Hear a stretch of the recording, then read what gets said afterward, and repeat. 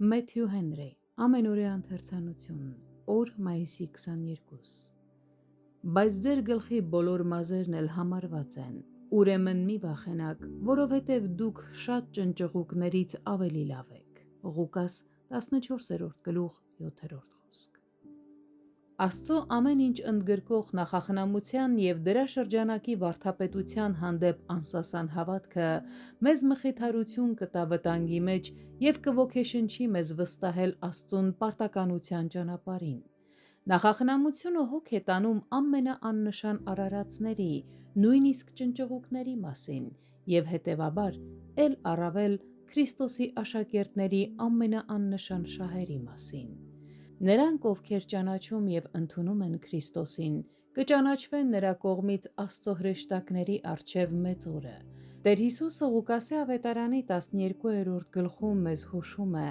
որ նրանք, ովքեր ուրանան Քրիստոսին, եթե այդ կերպ փրկեն իրենց երկրային կյանքը և նույնիսկ եթե դրա միջոցով ինչ-որ թագավորություն շահեն, ի վերջո մեծ պարտվողներ կլինեն, քանի որ Քրիստոսը նրանց չի ճանաչի, չի ընդունի որպես իրենը և չի ցուցաբերի իր բարեհաճությունը նրանց հանդեպ։ Բայց թող ոչ մի դողացող, զղջացող հավատուրած չկասկածի, որ ինքը ներում կգտնի։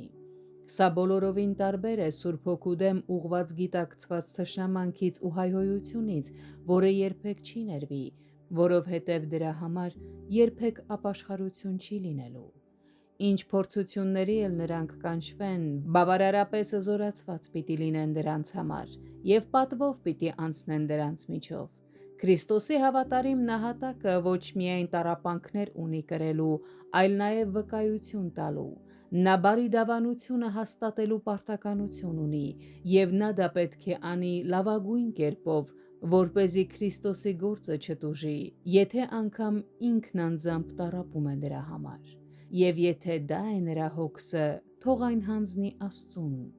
Եվ երբ որ տանեն ձեզ ժողովարանները և դատավորների և պետությունների առաջին, հոգս մի անեք, թե ինչպես և ինչ պատասխանեք կամ ինչ ասեք։ Ղուկաս 12-րդ գլուխ 11-րդ խոսք։